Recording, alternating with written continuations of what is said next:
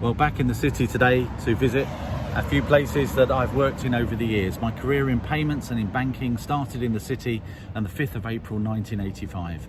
That's when it all started. My roll number was 2115662, my bank account 70150150, and a cup of tea was just 12 pence. Of course, 1985 is a long time ago, but it was post bowler hat, it was post briefcase, and it was post permission to marry. Chaps was just 1 year old as I sat there as a teenager on the inward bound Chaps queue for my bank. But of course we were pre-BCCI, we were pre-Nick Leeson. Black Monday, Black Wednesday were phrases that we'd never even thought of. The financial crisis was something we never thought would happen. Big Bang was just a twinkle in the politician's eye. And of course the bombs at Bishopsgate were things that we thought would never happen. As I'm in town today, I thought I'd visit some of the old sites that were crucial to my career in payments over the last years. A career that's taken me right the way through a gamut of responsibilities, all based on one phrase, that my word is my bond. Let's visit those sites now. Well, here we are at 168 Fenchurch Street. This was, when I arrived, not a branch of Marks & Spencer's, but the head office of Barclays Bank International. And here I started my career processing dollar checks out of New York, doing the lovely job being called a digger, and also working on the inbound Chaps queue. Massive jobs that told me so much about working in payments. But I joined Barclays Bank here in this building at the end of Barclays Bank International, as it had been just assumed by Barclays Bank PLC. It was now one group. And that experience told me a lot early in my career.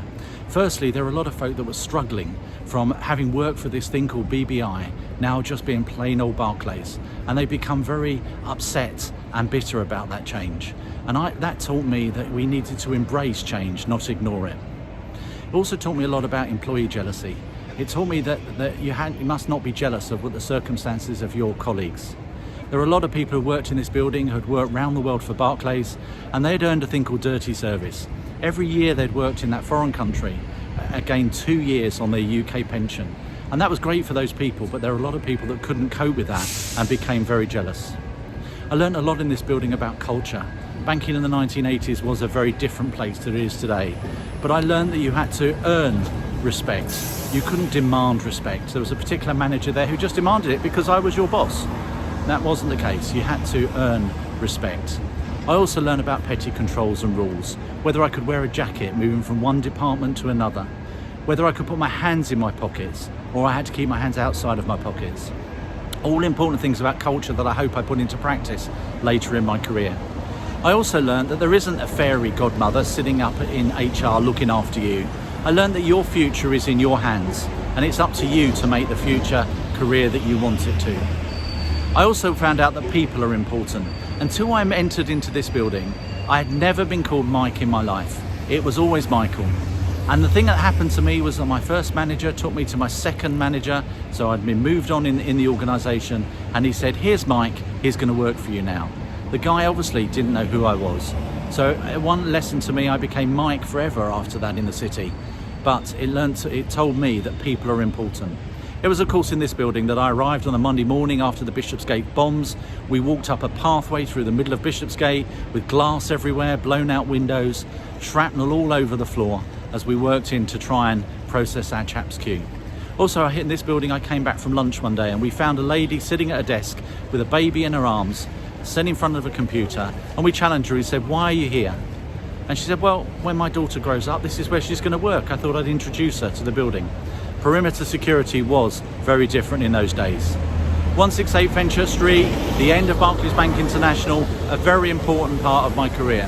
The original building that stood on this site was probably the most grotesque building I have ever worked in, but it was very formative in my career as a payments professional. So you might recognise this building as the Bank of England, and of course if you know me or have read my CV, you know I've never worked for the Bank of England. I've been subject to their regulatory oversight, but it's not the building itself that's important in this picture, it's the little door that sits behind those security guards. When I was 20, one of my jobs at 3:10 in the afternoon was to run down from 168 Fenchurch Street, down Lombard Street, often running in the middle of the road, through Pope's Head Alley and across the road and in that door before the metal door was banged shut. I then had to turn in those days left into the banking hall and try and pay in any late bankers payments we had. Those bankers' payments were either for us, or we might exchange them on the floor with another bank if they were due to be paid to somebody else. They're all part of the bankers' payment and the town clearing. Could you imagine it? Good money on a cheque, same day value for hundreds of millions of pounds, all exchanged just because of the magic T after the sort code on the top right hand corner. So that door, if you could get there before it shut, meant that you could be square at the Bank of England rather than long or short. Thankfully, here's another thing that's changed. This is the Jamaica Inn wine house, affectionately known in my time as the Jam Pot. If you wanted to get on in banking, this is where you come at lunchtime to meet the right people who could help you further your career. Pleased to report that over the intervening years, things have fortunately changed. Now, this is a building I didn't work in, but it's very formative in the life of Barclays Bank of what it is today, and also in terms of banking in the UK. I worked across the road in 168 Fenchurch Street. Behind me was the very ornate and posh 9 Gracechurch Street, big corporate branch for Barclays, now a public house. Just to the side in the new part of the building was 29 Gracechurch Street. At 168, we thought we were at the cutting edge. We thought we were processing inbound check queues, we were processing telegraphic transfers and Swift messages from around the world. But it was in that building behind me that things were really beginning to happen. This is where EBD was, Electronic Banking Department. I didn't work there, but what I do know is the things that happen in that building provided the pathway for what we call digital banking in the UK today, and were so important in my future roles being the chief executive of the UK's systemically important payment systems. So to everybody, Alex Jamanowski and everybody that did things in number 9 Gracechurch or 29 Gracechurch Street, thank you for all your contributions as Electronic Banking Department for Barclays. Like the Ravens leaving the Tower of London, who would have thought that Barclays would have left Lombard Street? Here we are outside the old head office of Barclays Bank PLC.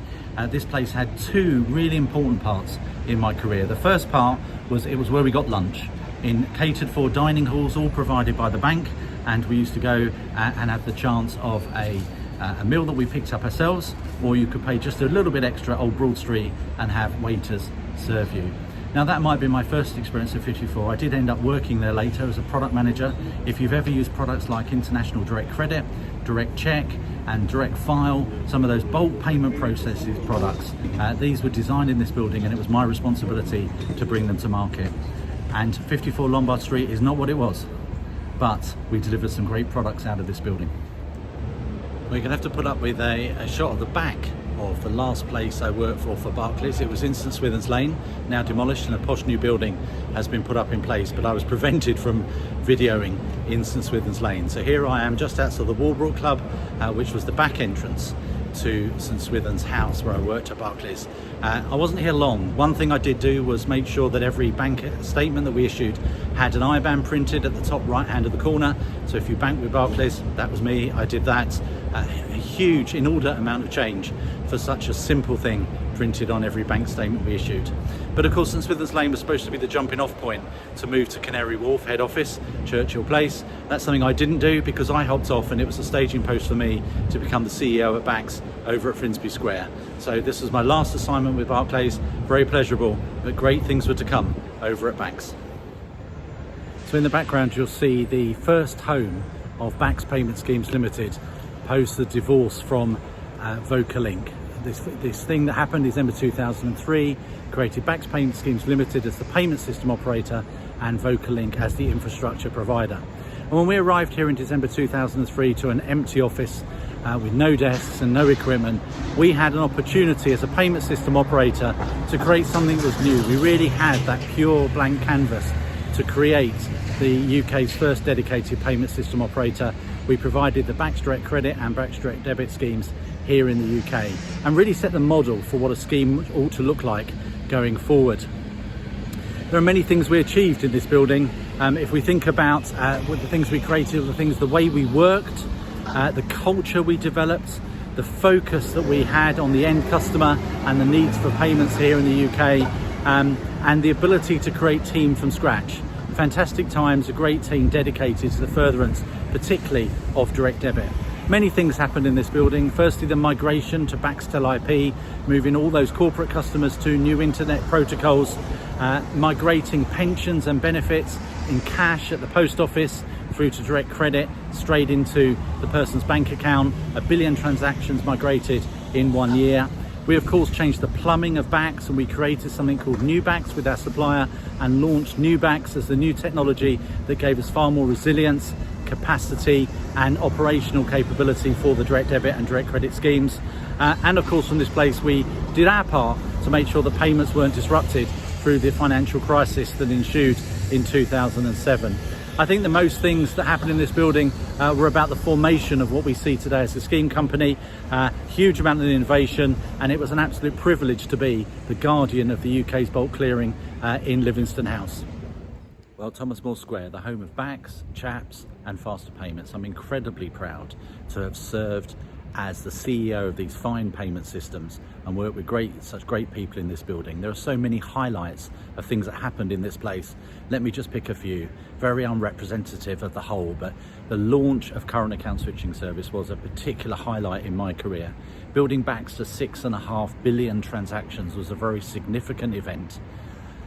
The formation of the Faster Payment Scheme Company, being the first CEO of that company, was a great thing to do. Achieving 100% reach of faster payments, an agreement for liquidity saving mechanism within CHAPS. All great events, great things happen in this building with great people. But the one lesson I've learned from this place is be bold. Events and how you deal with them are the things that shape you. Well, that's my tour of the city and places I've worked at come to an end. Having been in the payments industry for a whole chunk of time, I'm now working in a portfolio environment as chairman at a fintech. I'm a payments advisor, an ambassador and a non-executive director. You'll find my blog at northeypoint.com, and also you can subscribe to my newsletter which unpacks the payments landscape here in the UK at payments-unpacked.com. That's payments-unpacked.com. Thanks very much.